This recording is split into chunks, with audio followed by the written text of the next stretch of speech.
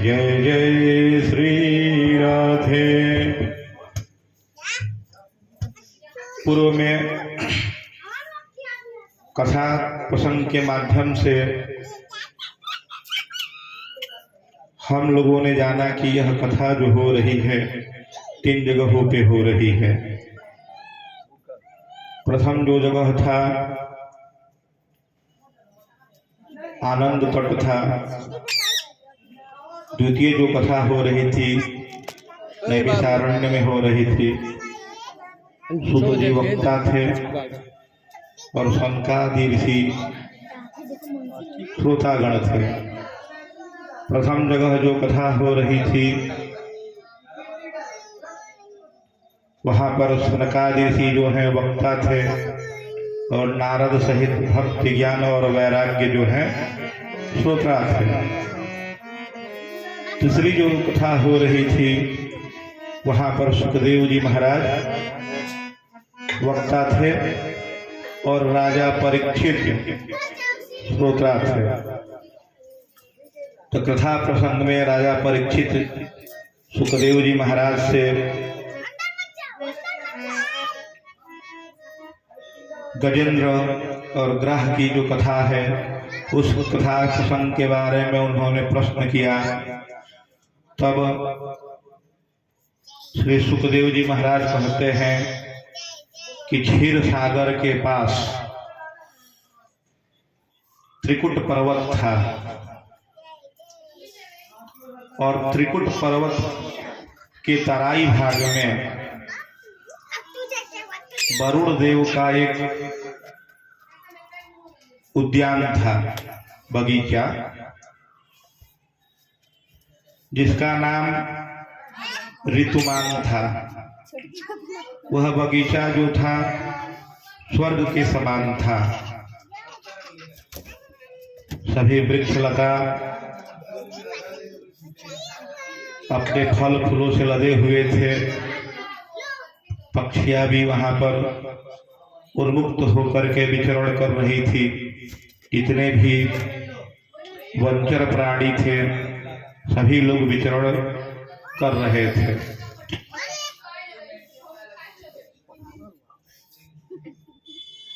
उसी जंगल में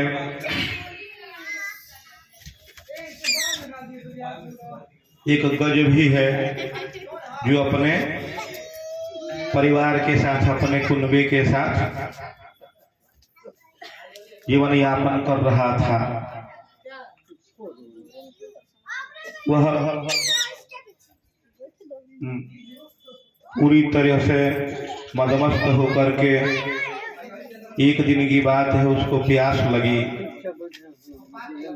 और वह उसी जंगल में ऋतुमान जंगल में एक सरोवर था।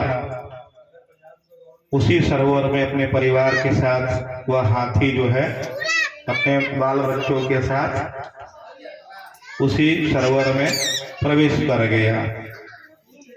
प्रवेश करने के बाद वह अपने सूंड को उठा करके जल में खेलने लगा, जल क्रीड़ा करने लगा। काल की प्रेरणा से उस सरोवर में एक ग्रह रहता था, मगरमच्छ। वह ग्रह जो है उस गज के पैर को पकड़ लिया।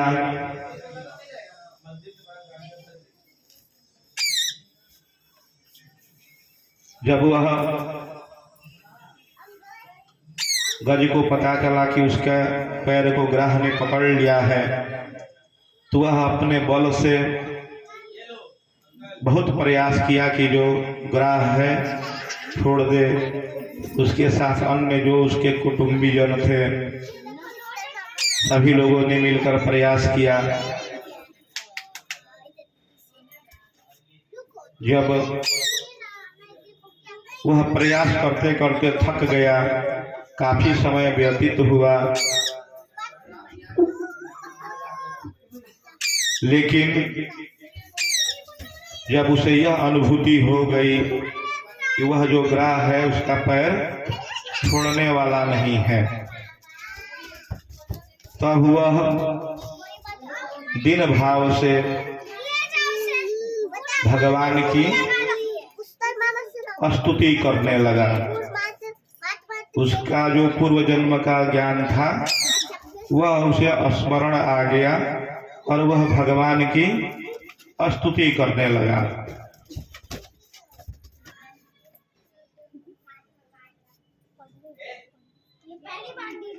तब भगवान जो है वैकुंठ लोक में भोजन के लिए बैठे हुए थे, लेकिन वह इतना निरह भाव से भगवान की स्तुति कर रहा था। भगवान के कानों में उसकी पीड़ा पहुंची, उसके शब्द पहुंचे। भगवान भोजन करने के लिए बैठे हुए थे। भगवान तुरंत भोजन से उठ गए। माता लक्ष्मी ने कहा कि हाथ धो लीजिए, लेकिन भगवान के कानों में माता लक्ष्मी का वह आवाज नहीं जा पाया। वह गजेंद्र जो है भगवान की स्तुति करते हुए कह रहा था,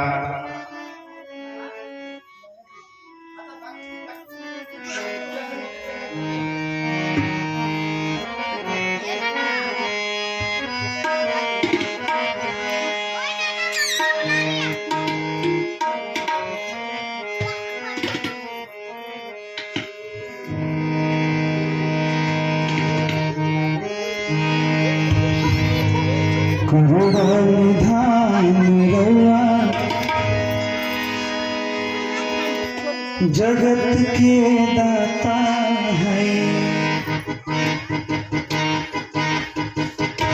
करुणा निधान रउआ जगत के दाता है, करुणा निधान रउआ जगत के दाता है, करुणा निधान रउआ जगत के दाता।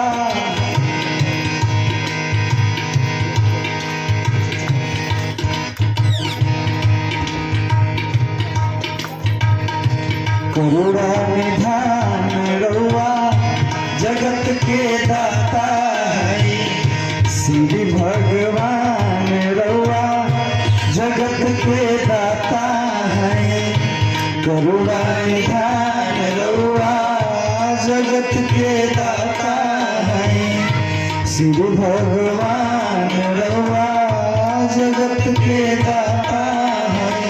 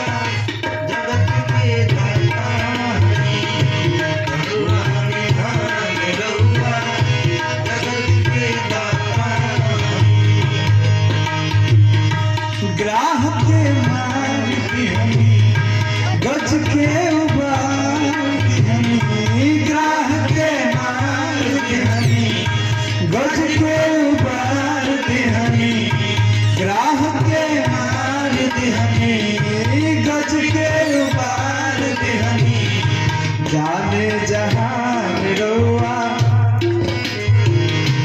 जाने जहान रउआ जगत के दाता है करुणा निधान रउआ जगत के दाता है करुणा निधान रउआ जगत के दाता है श्री भगवान रउआ जगत के दाता है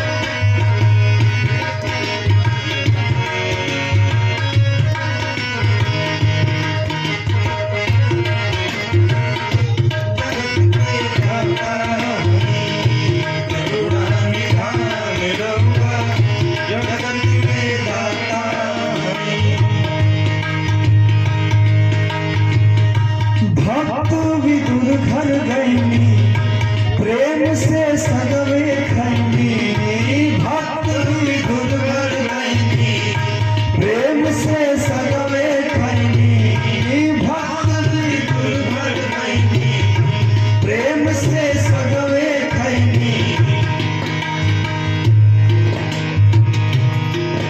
छोड़ के पकवा जगत के दाता जगत के दाता करुणा निधान रउआ जगत के दाता है करुणा निधान रउआ जगत के दाता है करुणा निधान रउआ जगत के दाता है श्री भगवान रउआ जगत के दाता है श्री भगवान रउआ जगत के दाता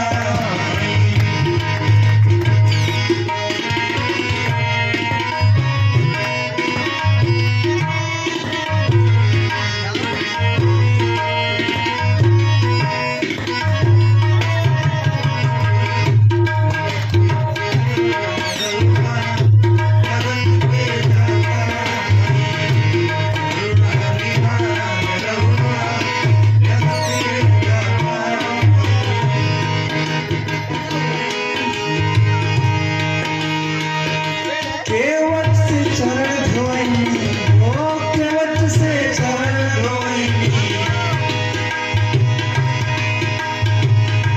गिद्धपति हिये लगौनी गिद्धपति हिये लगौनी केवट से चरण धोनी गिद्धपति हिये लगौनी जाने जहान रउआ जाने जहान रउआ जगत के दाता है करुणा निधान रउआ जगत के दाता है करुणा निधान रउआ जगत के दाता है श्री भगवान रउआ जगत के दाता है श्री भगवान रउआ जगत के दाता है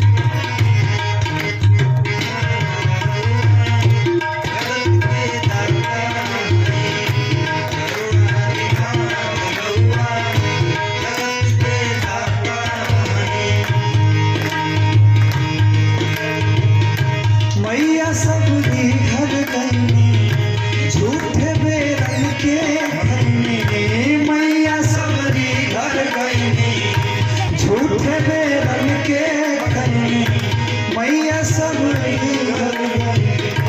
झूठे प्रेम के करने का बखान रउआ का बखान रउआ जगत के दाता गुड़ा निधान रउआ जगत के दाता गुड़ा निधान रउआ जगत के दाता गुड़ा निधान रउआ जगत के दाता शिव भगवान रउआ जगत के दाता शिव भगवान रउआ जगत के दाता करुणा निधान रउआ जगत के दाता शिव भगवान रउआ जगत के दाता करुणा निधान रउआ जगत के दाता। जय जय श्री राधे। इस प्रकार से जब वह गजेंद्र न ब्रह्मा की न महेश की न विष्णु की किसी का नाम लेकर के प्रार्थना नहीं कर रहा था, वह केवल और केवल भगवान की प्रार्थना कर रहा था। भगवान नारायण सोचे कि भगवान तो मैं ही हूँ। वह भोजन के लिए बैठे हुए थे।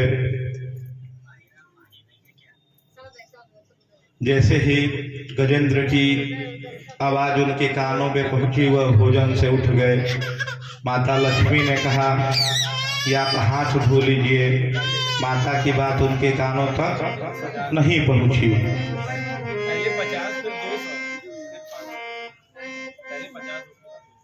विश्वक्सेन जो उनका अनुचर था, उनकी खड़ाऊ लेकर आया। भगवान इतनी जल्दी में थे कि खड़ाऊ नहीं पहन पाए और उनके मुंह से गो शब्द का उच्चारण हुआ। उनका गला एकदम बंध गया। वो गरुड़ को पुकारना चाहते थे, लेकिन केवल रूधने के कारण गो शब्द का ही उच्चारण हो पाया। जल्दी से गरुड़ आए, भगवान उस पर विराजमान हो गए। भगवान ने गरुड़ को आदेश दिया कि तीव्र गति से मुझे गजेंद्र के पास ले चलो। गरुड़ अपनी पूरी क्षमता से उड़ान भर दिए, लेकिन भगवान के मन में संतोष नहीं हुआ। भगवान जो है गरुड़ पर से उतर गए और वह जो है मन की गति से उस गजेंद्र के पास पहुंचे। पहले तो उनके मन में विचार आया कि अपने सुदर्शन से दोनों को मार डालता हूं, दोनों का उद्धार हो जाएगा। लेकिन फिर उनके मन में विचार आया कि यह गलत होगा। तब उन्होंने सुदर्शन चक्र से ग्राह का जो है गला फाड़ दिया। ग्राह का भी उद्धार हो गया और गजेंद्र का भी उद्धार हो गया। उसके बाद कथा प्रसंग आती है कि एक बार की बात है, देवराज इंद्र जो है ऐरावत हाथी पर सवार होकर जा रहे थे। रास्ते में जो है दुर्वासा ऋषि मिल गए। दुर्वासा ऋषि जो है गले में पारिजात की माला पहने हुए थे। इंद्र ने उनको प्रणाम किया। दुर्वासा ऋषि ने अपने गले की माला जो है उतार करके इंद्र को दे दिया। अब इंद्र जो है अहंकारवश उस माला को नहीं धारण किए। उनके मन में विचार आया कि यह अपने गले में पहनी हुई माला हमें दे रहे हैं। इंद्र जो है वह माला ऐरावत को पहना दिए। अब ऐरावत जो है अपने सूंड से उस माला को उतार करके अपने पैरों से कुचल दिया। अब यह सब जो घटना है दुर्वासा ऋषि के सामने हो रही थी। अब दुर्वासा ऋषि जो है क्रोधित हो गए। उन्होंने इंद्र को श्रीहीन होने का श्राप दे दिया। अब देवता जो है श्रीहीन हो गए। उनकी स्वर्ग जो है वो असुरों ने ग्रहण कर लिया। जो उनके पास धन संपदा यश मान सम्मान वैभव जो था सब वो उनका छीन गया।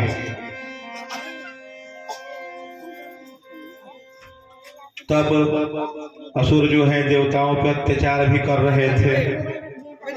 अब सभी देवता जो है मिल करके ब्रह्मा जी के पास गए। अब जैसे ब्रह्मा जी के पास गए तो ब्रह्मा जी बोले कि हम सभी को भगवान के पास चलना चाहिए, वही कोई उपाय दे सकते हैं।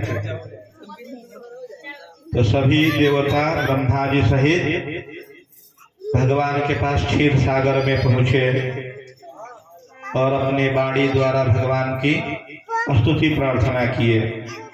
भगवान प्रसन्न हुए। भगवान ने कहा यदि शत्रु बलवान हो तो उससे संधि कर लेनी चाहिए। आप लोगों का शत्रु जो है बलवान है तो आप लोग जो है शत्रुओं से अपनी असुरों से संधि कर लीजिए। तब जो है सभी देवता इंद्र सहित राजा बलि के पास पहुंचे। जब बलि ने देखा कि सभी देवता हमारे यहाँ पधारे हुए हैं तो जो उसके राजा बलि के जो सभासद थे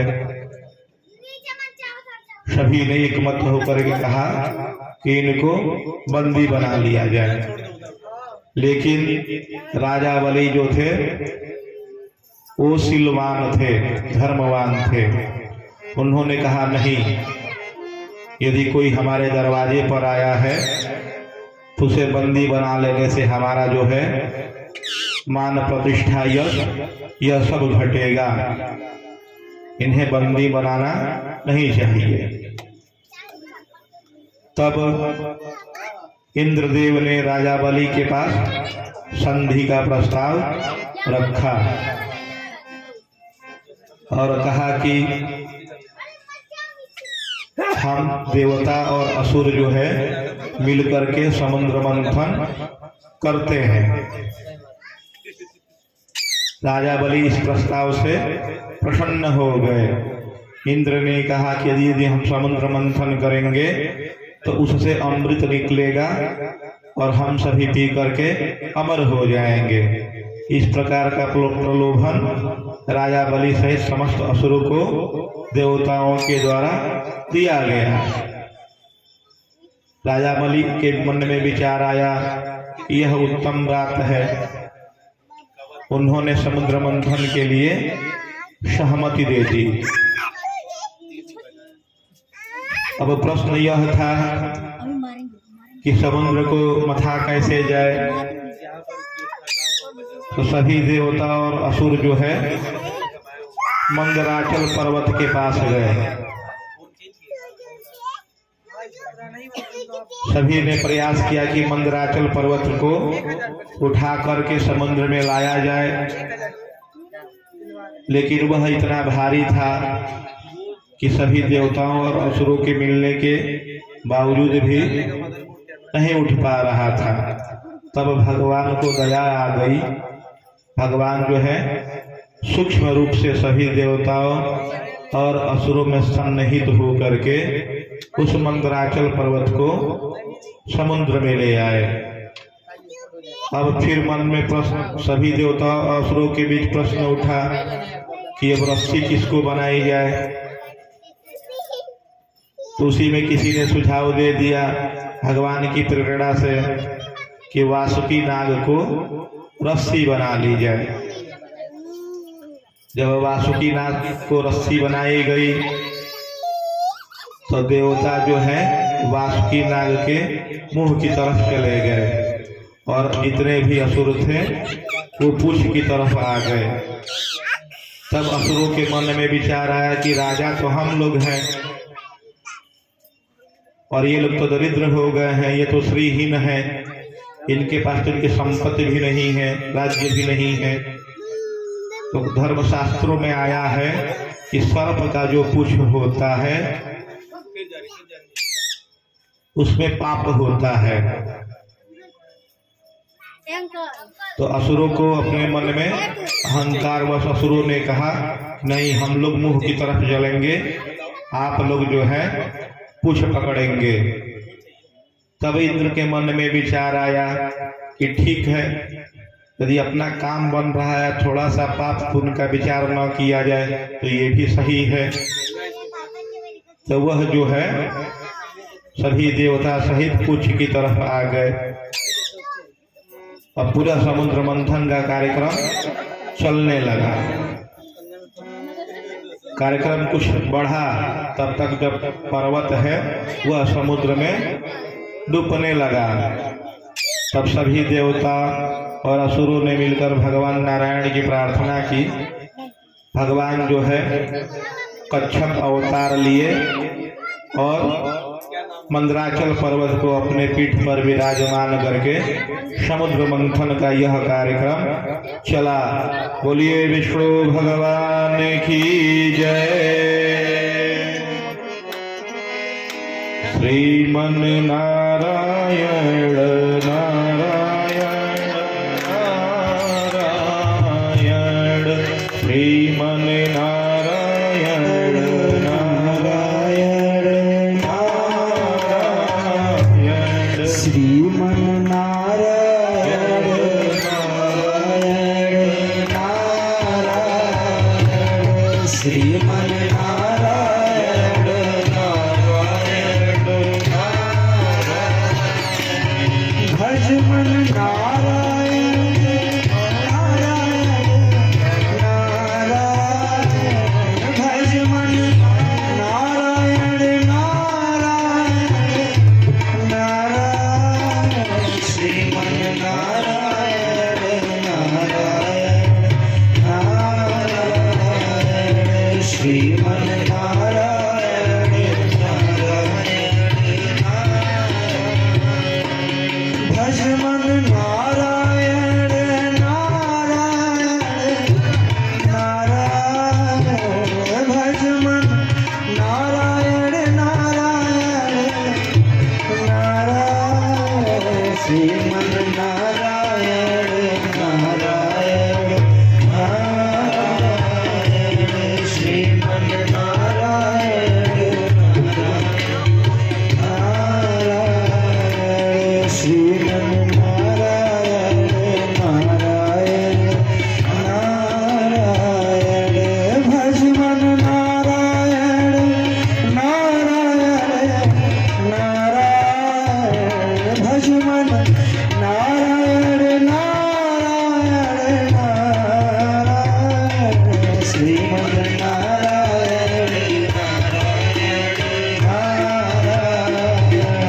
श्रीमन नारायण नारायण नारायण, श्रीमन नारायण नारायण नारायण, भज मन नारायण नारायण नारायण, भज मन नारायण नारायण नारायण, श्रीमन नारायण नारायण नारायण, श्रीमन नारायण नारायण, श्रीमन नारायण नारायण नारायण, श्रीमन नारायण नारायण नारायण,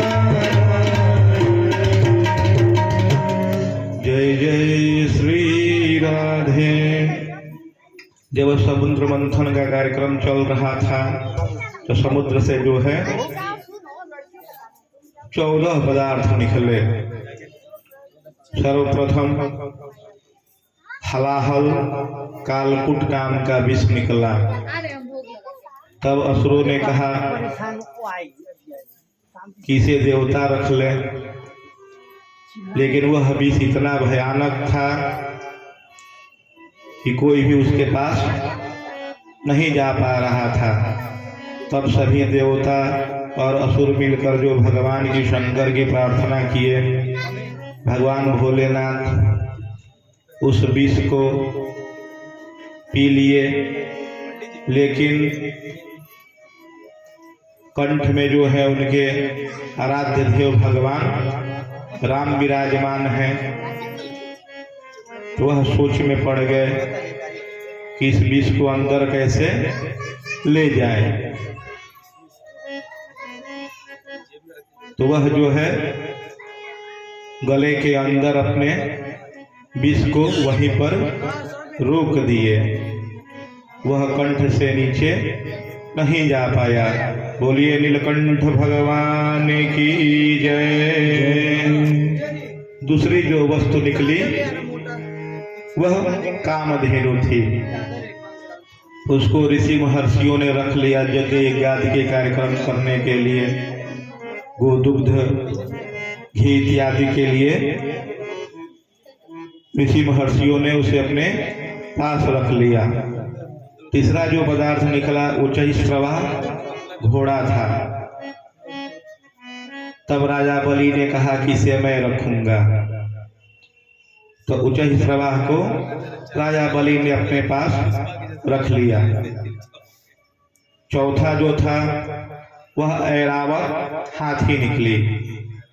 ऐरावत हाथी को इंद्र ने अपने पास रख लिया।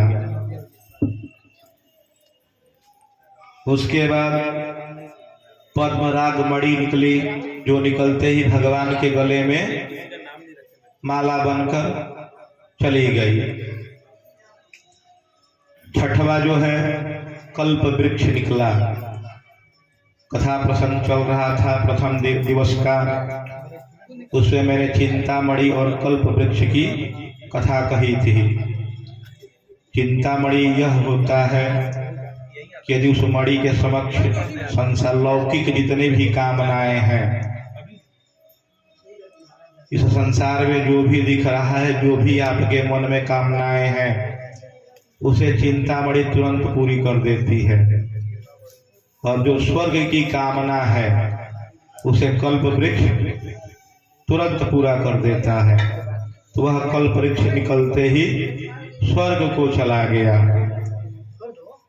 उसके बाद अप्सराएं निकली, तो निकलते ही स्वर्ग चली गई। उसके बाद आठवीं जो तत्व निकला वह माता लक्ष्मी निकली। तब भगवान के मन में विचार आया कि मेरा ब्याह हुए तो बहुत दिन हो गया है, एक बार पुनः फिर से विवाह कर लिया जाए। तो माता लक्ष्मी स्वयं भगवान का वरण कर ली। उसके बाद धन्वंतरी जो है हाथ में कलश लेकर के प्रकट हुए। तब असुरों ने अपने बाहुबल से धन्वंतरी से अमृत छीन लिया और छीन करके अपने राज्य को जाने लगे। तब देवता जो हैं भगवान से दुखी होकर के प्रार्थना करने लगे, अपने मन में विचार करने लगे कि यह जो समुद्र मंथन का कार्यक्रम था यह तो हम सभी ने अमृत प्राप्ति के लिए ही किया था, और ये जो असुर हैं अमृत लेकर के जा रहे हैं। भगवान ने उन देवताओं को आश्वस्त किया और भगवान जो है स्त्री के वेशभूषा में मोहिनी का अवतार लिए। बोलिए भगवान की जय।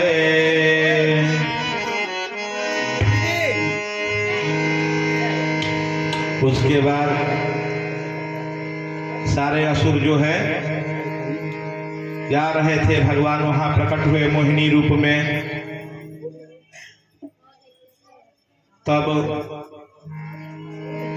सुंदर वेशभूषा में भगवान स्त्री रूप में थे और भगवान को देख करके सभी असुरों के मन में वासना का विचार उत्पन्न हो गया। सभी असुरों ने एकमत होकर के मोहिनी रूपी भगवान से कहा कि आप हमें अमृत पिला दीजिए। भगवान ने कहा कि यदि मैं पिलाते हुए छल कर दूं तो नहीं, तुम ऐसा नहीं कर सकती हो, तुम पर हम सभी को विश्वास है। भगवान ने मोहिनी रूप में असुरों का विश्वास जीत लिया। देवताओं और असुरों को अलग अलग पंक्ति में आमने सामने बैठाया गया। वहां पर भगवान जो है छल से चाहे जिस प्रकार से कहे देवताओं को अमृत पिला रहे थे और असुरों को मदिरा पिला रहे थे। और मदमस्त होकर असुर जो है यह समझ रहे थे कि हम लोग जो है अमृत पान कर रहे हैं। तभी एक असुर जो उसमें चतुर था, राहु, वह जो है चंद्रमा और सूर्य के पास आकर बैठ गया और धोखे से अमृत पान कर लिया। तब भगवान जो है अपने चतुर्भुज रूप में प्रकट हुए और राहु को 2 भागों में काट दिया। अब चूंकि राहु ने अमृत पान कर लिया था इसलिए उसकी मृत्यु नहीं हो सकती थी। तो भगवान ने उनके दोनों अलग अलग अंगों को, सिर भाग को उन्होंने राहु से घोषित किया और धड़ भाग को केतु से घोषित किया। आकाश मंडल में जितने भी ताराएं हैं, जितने भी नक्षत्र हैं, सभी को 360 डिग्री माना गया है और 180 डिग्री पे राहु है और 180 राहु से 180 डिग्री दूर केतु है। इसका तात्पर्य यह हुआ कि दोनों एक सीधी रेखा में आमने सामने हैं। पूरे नक्षत्र का मान जो है 360 डिग्री का होता है। उसके बाद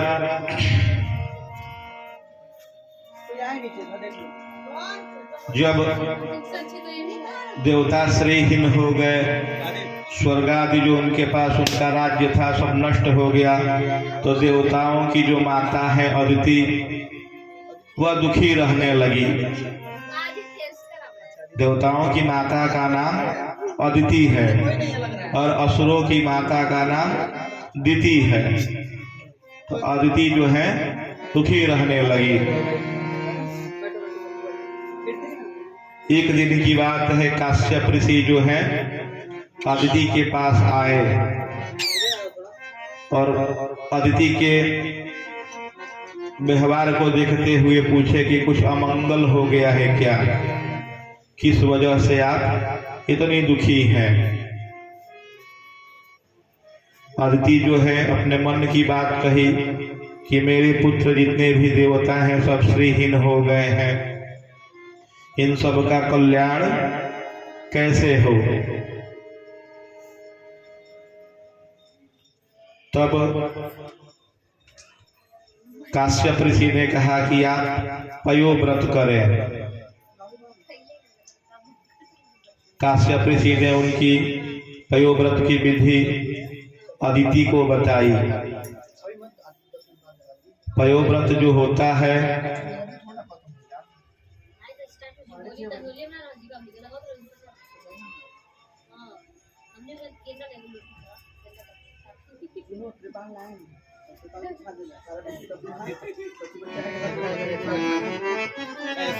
फाल्गुन महीने के शुक्ल पक्ष से प्रारंभ करके द्वादशी तिथि तक किया जाता है। इसमें केवल दूध का आहार लिया जाता है। भगवान की चतुर्भुज रूप की विधिवत पूजा की जाती है। उनके द्वादशाक्षर मंत्र का जप किया जाता है। सायंकाल में चावल को जो है भात को दूध में पका करके हविष्यान्न के रूप में ग्रहण किया जाता है और यह क्रिया जो है 12 दिनों तक लगातार चलती है। भगवान को भात बहुत पसंद है। भात और भक्त दोनों की जो व्युत्पत्ति है संस्कृत भाषा में समान रूप से है। भात से ही भक्त बना है और भक्त से ही भात बना है। भगवान को भात क्यों पसंद है? तो जो धान होता है उसके छिलके निकाल दिए जाते हैं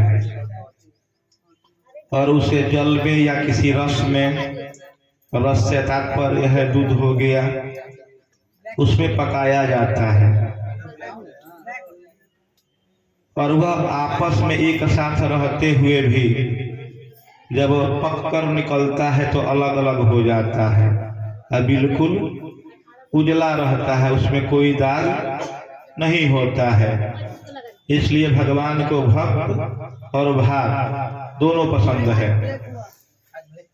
तो त्रयोदशी के दिन जब द्वादशी तिथि तक यह क्रिया संपन्न हो जाती है, भगवान की विधिवत पूजन अर्चना, उनके मंत्रों का जप, उनके नामों का गुणगान, यह 12 दिन का जब व्रत हो जाता है तो 13वें दिन ब्राह्मण इत्यादि को बुला करके भगवान की विधिवत पूजा की जाती है। हवन इत्यादि का कार्यक्रम होता है।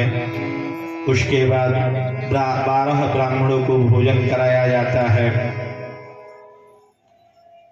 उनको दक्षिणा देकर के विदा किया जाता है। उसके बाद वह प्रसाद ग्रहण किया जाता है। मंगल चाहने वाले को, अभीष्ट चाहने वाले को इस पयोव्रत को करना चाहिए। इस प्रकार से अदिति ने इस व्रत को किया। इस व्रत के प्रभाव से जो है भगवान प्रसन्न हुए। भगवान जो है बोले कि मैं आपका पुत्र बनकर आऊंगा। उसके बाद भगवान जो है चतुर्भुज रूप में प्रकट हुए। काश्यप ऋषि और अदिति के सामने फिर वह एक छोटे से बालक के रूप में बदल गए। बोलिए वामन भगवान की जय।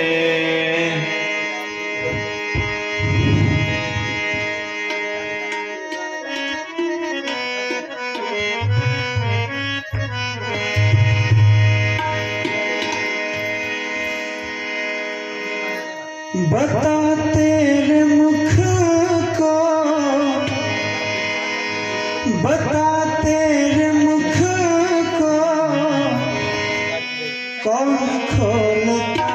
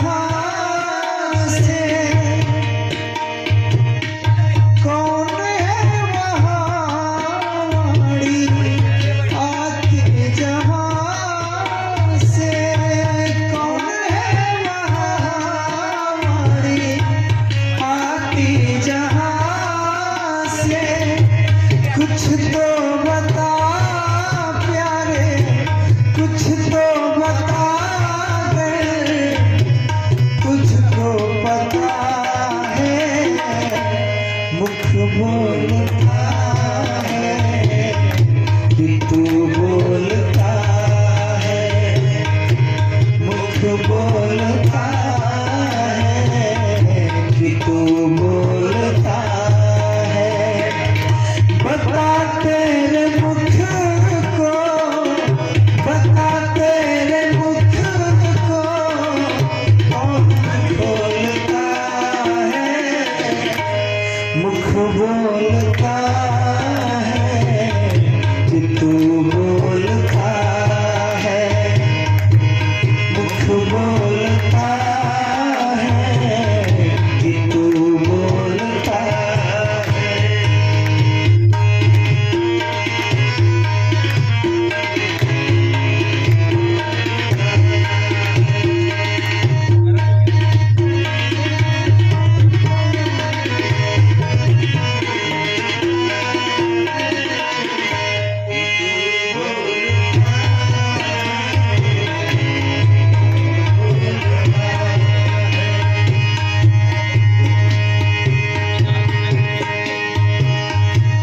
कांटे तराजू जो है हाथ तेरे, कांटे तराजू जो है हाथ तेरे।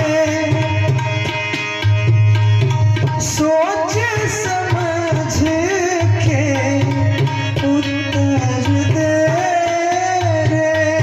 सोच समझ के उत्तर दे रे। कांटे तराजू जो है हाथ तेरे। सोच समझ के उत्तर दे रे।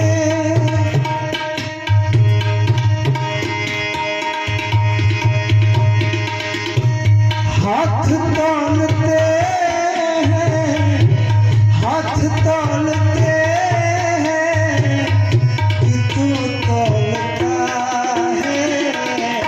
बता तेरे मुख को कौन बोलता है। तू बोलता है, तू बोलता है कि मुख बोलता है। बता तेरे मुख को कौन खोलता है। बता तेरे मुख को कौन खोलता है।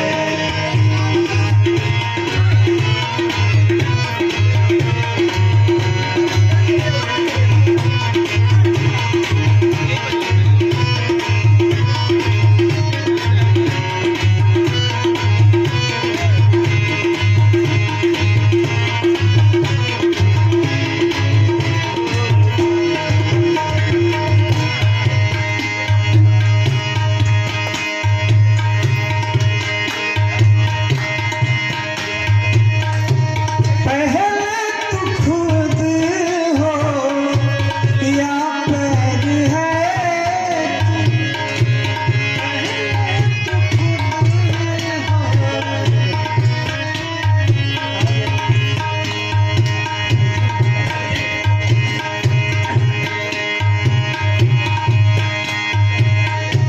पहले तू खुद हो या पैर तुम्हारे।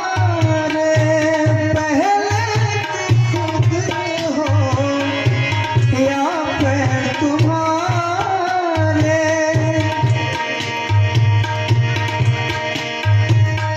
सूझ बूझ के तू हमें समझा रे।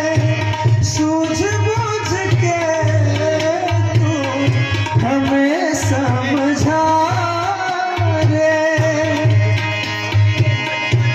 पैर डोलते हैं, पैर डोलते हैं कि तू डोलता है। बता तेरे मुख को खोलता है। बता तेरे मुख को कौन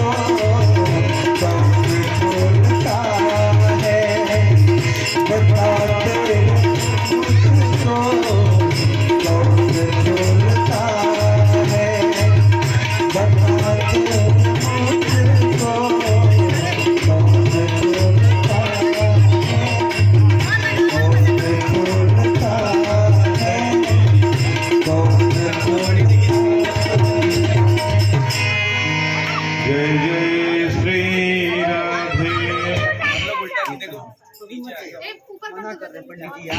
जब भगवान वामन रूप में प्रकट हुए तब कश्यप ऋषि ने उनका जात कर्म इत्यादि संस्कार किया। जितने भी देवी देवता थे सभी ने अपने अपने वस्तुएं उन्हें प्रदान की। उनका उपनयन संस्कार इत्यादि कार्यक्रम हुआ। तभी उसी समय शुक्राचार्य जो है राजा बलि से अश्वमेध यज्ञ करा रहे थे। वामन भगवान यहाँ पर यज्ञ हो रहा था वहीं पर पहुँचे। राजा बलि ने इस भगवान की अद्भुत छवि देख करके बहुत प्रसन्न हुआ। राजा बलि ने भगवान को पाद्य अर्घ्य मधुपर्क इत्यादि से उनका सम्मान किया, आदर किया, आसन दिया। भगवान विराजमान हुए। उसके बाद वामन भगवान ने कहा कि मैं आपसे भिक्षा मांगने के लिए आया हूँ। राजा बलि ने कहा ठीक है, आपकी जो इच्छा हो आप ले लीजिए। भगवान बोले कि नहीं, आपको संकल्प करके देना होगा। तब राजा बलि बोले कि हाँ, मैं संकल्प करके दे रहा हूँ, बोल रहा हूँ, आपको जो इच्छा हो आप ले लीजिए।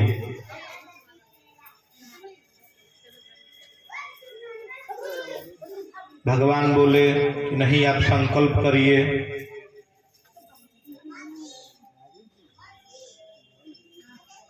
तब बलि ने बोला कि ठीक है।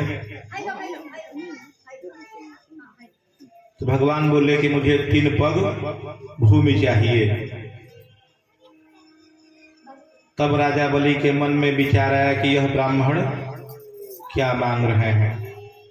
तब राजा बलि जो है भगवान से बोल रहा है कि आप उतना हमसे ले लीजिए कि आपको दोबारा किसी से मांगने की कोई आवश्यकता न पड़े। भगवान बोले कि नहीं, मुझे केवल 3 पग भूमि चाहिए। आप संकल्प करके दीजिए। राजा बलि जो है अपने हाथ पर अक्षत पुष्प द्रव्य पूगी फल इत्यादि लेकर के संकल्प करने के लिए उद्यत हुए। और जैसे ही कमंडलू से जल गिराने लगे, वह जल नहीं गिर रहा था। तब भगवान समझ गए कि कुछ न कुछ बात जरूर है। तो भगवान ने कुश उठा करके कमंडलू की टोटी में खोद दिया। उसमें कमंडलू में शुक्राचार्य छिपे हुए थे। उस कुश के प्रभाव से उनकी एक आंख चली गई। शुक्राचार्य कमंडलू से बाहर निकले और राजा बलि को समझा रहे हैं कि तुम यह संकल्प नहीं करो। शुक्राचार्य उनको नीति की बात बता रहे हैं कि गाय को, ब्राह्मण को, अपने वृत्ति को और कन्या के विवाह के लिए यदि झूठ बोलना पड़े तो यह शास्त्र सम्मत है। लेकिन राजा बलि ने उनकी इस बात को मान्यता नहीं दिया।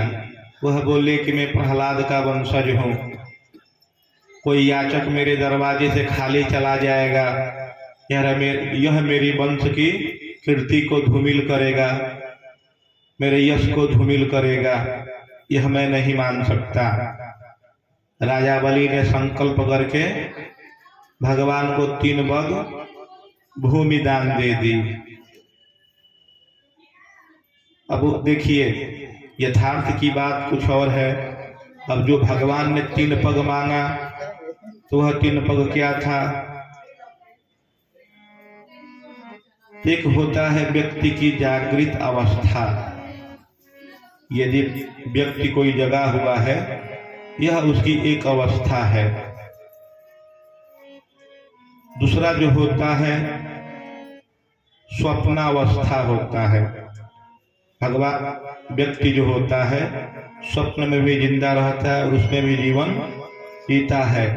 लौकिक संसार की जो इच्छाएं पूर्ण नहीं होती हैं, कभी कभी ऐसा होता है कि वह स्वप्न के माध्यम से पूरी होती है। यदि मान लीजिए आपके कुंडली में राजा बनने का योग बना हो और आपका कर्म उस प्रकार का नहीं है, तो आप स्वप्न में राजा बन जाएंगे और वह योग कट जाएगा। यदि राजा बनने का योग बना हुआ है तो आपका कर्म भी उस पद को प्राप्त करने के लिए हो, वैसा आप उद्योग करें तभी वह पद आपको प्राप्त होगा। यदि उद्योग नहीं करेंगे तो वह योग जो है स्वप्न में कट जाएगा, आपको उसका फल नहीं प्राप्त होगा। तीसरा जो होता है व्यक्ति हो सुषुप्ति अवस्था में होता है। कथा प्रसंग के माध्यम से जब देवहूति और कर्दम ऋषि का संवाद चल रहा था, कपिल भगवान जब सांख्य दर्शन का उपदेश कर रहे थे तो योग की बात हुई थी। मन जो है सुषुप्तावस्था में चला जाता है। जैसे व्यक्ति होता है बैठे बैठे शून्य में देखने लगता है, उसकी मति जो है शून्य हो जाती है। तो सुषुप्तावस्था उसी प्रकार से है। तो भगवान जो है राजा बलि की इन तीनों अवस्थाओं को मांग लिए। पहले पद से भगवान ने संपूर्ण ब्रह्मांड को नाप दिया। उसके बाद भुजाओं को फैला कर कैसे जो इहलोक और परलोक थे उन सबको उन्होंने 3 पग में नाप दिया। एक पग में ही उनकी पूरा राज्य चला गया। उसके बाद भगवान बोले कि 2 पग कहाँ रखें, तो राजा बलि जो है अपना इहलोक और परलोक दोनों भगवान को दान कर दिए। इस प्रकार से जब राजा बलि ने दान कर दिया सारा चीज, तो वह श्रीहीन हो गए। शुक्राचार्य की जो कहा हुआ श्राप था उन पर आ गया। भगवान उनको सुतल लोक प्रदान किए। माता लक्ष्मी जो है उनको सुतल लोक का राजा बना दिए राजा बलि को। श्रीमन नारायण नारायण नारायण श्रीमन नारायण नारायण नारायण श्री नारायण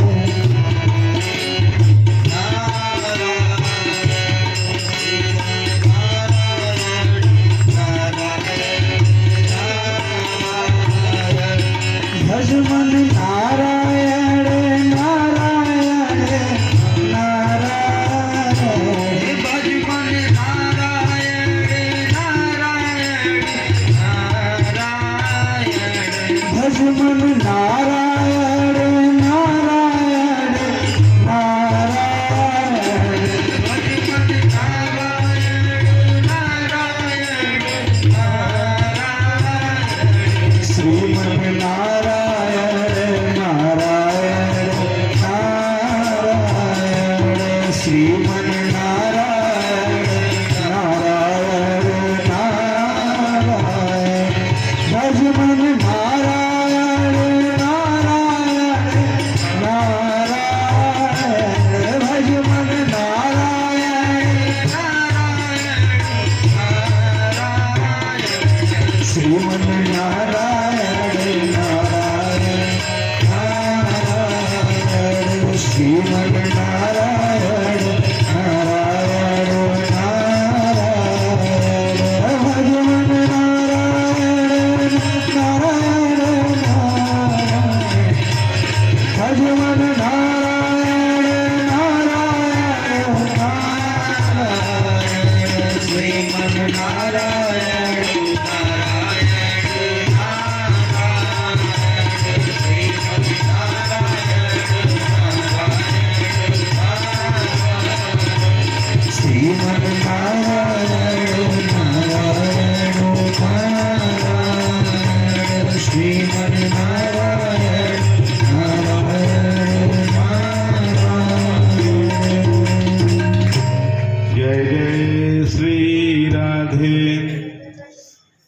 एक राजा थे सत्यव्रत।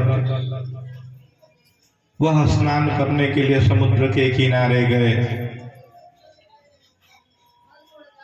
तभी जब वह सूर्यार्घ दे रहे थे स्नान करने के पश्चात, तो उनके हाथ में एक मछली आ गई और वह राजा से बोली कि मुझे आप अपने साथ ले चले, आप राजा हैं, मेरी रक्षा करें। समुद्र की जो है बड़ी मछलियां मुझे खा जाएंगी।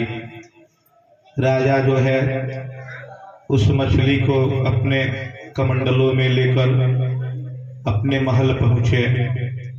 अपने अनुचरों को आदेश दिया कि मछली के रहने के लिए उचित व्यवस्था की जाए।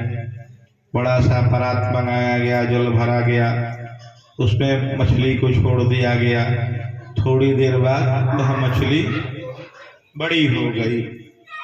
फिर मछली ने राजा को आवाज दिया कि मुझे और बड़ा पात्र चाहिए रहने के लिए। राजा ने क्रमशः उससे बड़ा पात्र मंगाया। इसी प्रकार चलता रहा, मछली बहुत बड़ी हो गई। तब मछली ने कहा कि मुझे ले जा करके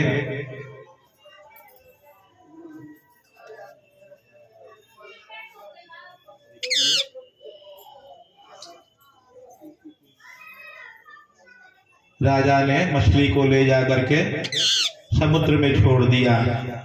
तब भगवान, वह मछली जो है भगवान चतुर्भुज के रूप में प्रकट हुई और राजा से कहा कि ठीक आज से 7वें दिन जो है प्रलय आएगा। आप पृथ्वी के समस्त जीवों के अन्न के बीजों को संरक्षित करके और सप्तर्षियों को एकत्रित करके रखिएगा। जब पृथ्वी जलमग्न होगी तो एक बड़ी सी नौका आएगी और आप उसमें सभी पदार्थों को और सप्तर्षियों को लेकर के सवार हो जाइएगा। तब वासुकीनाथ आएंगे और उस नौका को मुझसे बांध देंगे और मैं आपको किनारे ले जाऊंगी जब जल शांत हो जाएगा। ठीक उसके बाद 7वें दिन जो है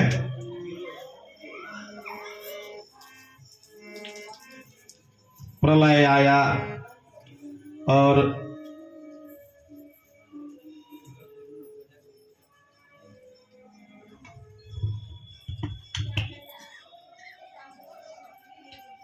राजा जो है मछली की कही हुई बातों के अनुसार सभी बीजों को लेकर के उस नौका में सवार हो गए। कुछ देर बाद वासुकीनाग आए और भगवान चतुर्भुज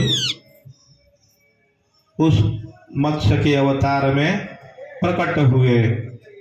बोलिए लक्ष्मी नारायण भगवान की जय, चतुर्भुज भगवान की जय। उसके बाद महाप्रलय जब शांत हुआ, भगवान अदृश्य हो गए। उसके बाद कथा प्रसंग में भगवान श्री रामचंद्र की कथा आती है।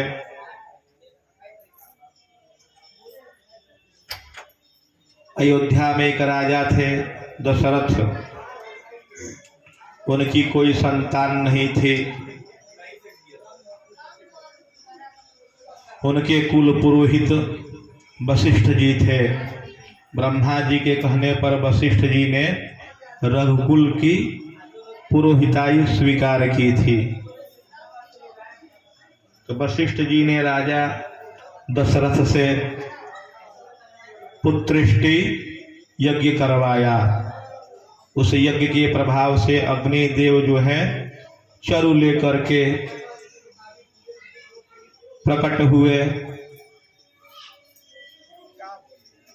वशिष्ठ ऋषि ने उन चरुओं को कहा कि राजा से कि आप अपनी पत्नी में बराबर बराबर बांट दे। तो राजा की 3 पत्नियां थी, कौशल्या, सुमित्रा और कैकई। कैकई और कौशल्या जो है सुमित्रा से अत्यधिक स्नेह रखती थी। सभी ने एक एक निवाला दोनों ने अपने में से खिला दिया। उसके बाद दोनों ने चरु खाया। उसके कुछ दिनों बाद भगवान जो है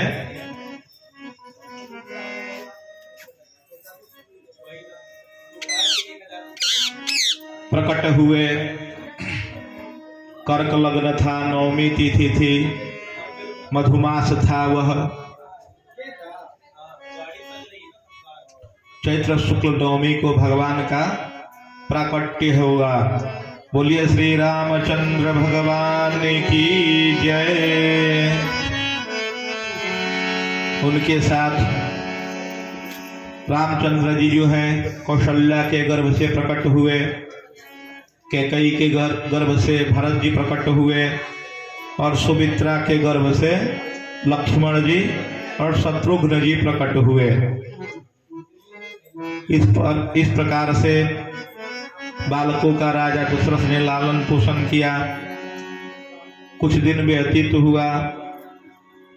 विश्वामित्र जी यज्ञ ज्ञाति के रक्षा के लिए राजा दशरथ के पास आए और राम लक्ष्मण को मांग करके अपने साथ चल दिए। मार्ग में राम लक्ष्मण दोनों भाइयों ने बहुत से राक्षसों का संहार किया। विश्वामित्र जी के यज्ञ को सफल बनाया। उसके बाद इधर बीच राजा जनक ने सीता का स्वयंवर रखा था। उसमें शर्त रखा गया था कि जो शिव धनुष को भंग कर देगा उसी से सीता का स्वयंवर विवाह होगा। विश्वामित्र जी भी इन दोनों राजकुमारों को लेकर के राजा जनक के महल पहुँचे। वहाँ सभा में सभी प्रजाओं ने अपने अपने बारी से प्रयास किया, लेकिन किसी ने धनुष को भंग नहीं कर पाया। उसके बाद राम जी विश्वामित्र जी की आज्ञा से धनुष भंग कर दिए। रामचंद्र जी का सीता से विवाह संपन्न हुआ। राजा दशरथ जी इधर से बारात लेकर पहुँचे। सीता जी अपने मायके से विदा हुई, ससुराल आई, अयोध्या आई। उसके बाद भगवान श्री रामचंद्र जी का राज्याभिषेक हुआ। तब तक मंथरा जो है कैकेयी को कान भर दी कि तुम्हारा पुत्र राजा नहीं बन रहा है। कैकेयी जो है कोप भवन में चली गई। दशरथ जी कैकेयी को मनाने के लिए गए। कैकेयी ने राजा दशरथ से 2 वर मांगे। पहला कि राम को 14 वर्ष का वनवास हो और भरत जो है राजा बनेंगे। राजा दशरथ जो है नहीं चाहते हुए भी कैकेयी की बात उनको माननी पड़ी।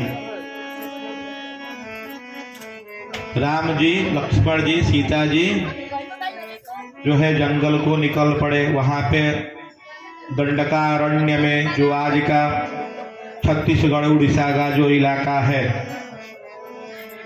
वहाँ पर भगवान पहुँचे। वहाँ पर कुछ समय व्यतीत हुआ। तभी वहाँ पर मरीच आया, मृगियों सोने की मृग बन करके। सीता जी ने कहा कि मुझे यह मृग चाहिए। वह स्वर्ण की तरह था, चमक रहा था उस प्रकार से। राम जी उसका पीछा करने लगे। इधर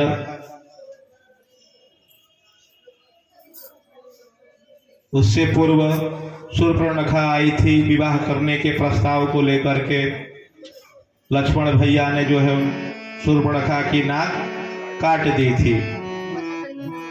उसके बाद रावण जो है सीता को हरण करके चला गया। कुछ समय सीता की खोज में ऐसे ही व्यतीत हुआ। रास्ते में जटायु मिल गए। जटायु जो है मरणासन पे थे। उन्होंने बताया कि आकाश मार्ग से रावण जो है आपकी पत्नी का हरण करके ले गया है। भगवान ने जटायु का अंतिम संस्कार किया। कुछ समय ऐसे ही सीता जी की खोज चल रही थी। उसके बाद हनुमान जी मिले, सुग्रीव जी से मित्रता हुई, बाली का वध हुआ। हनुमान जी ने सीता की खोज की, लंका दहन हुआ। उसके बाद समुद्र पर लंका तक जाने के लिए पुल बना। भगवान राम जो है लंका पर वानरी सेना की सहायता के साथ आक्रमण कर दिए। राम रावण में युद्ध होने लगा। भगवान जो है रावण का वध कर दिए। रावण का वध करने के पश्चात विभीषण को राजा घोषित करके पुनः आकाश मार्ग से अयोध्या आ गए। यहाँ पर जो है भरत जी भगवान की खड़ाऊ रख करके राज्य कर रहे थे। वह इस प्रकार से जीवन यापन कर रहे थे कि गाय को वह जौ खिलाते थे और वह गाय गोबर जब करती थी तो उसमें से जो जौ निकलता था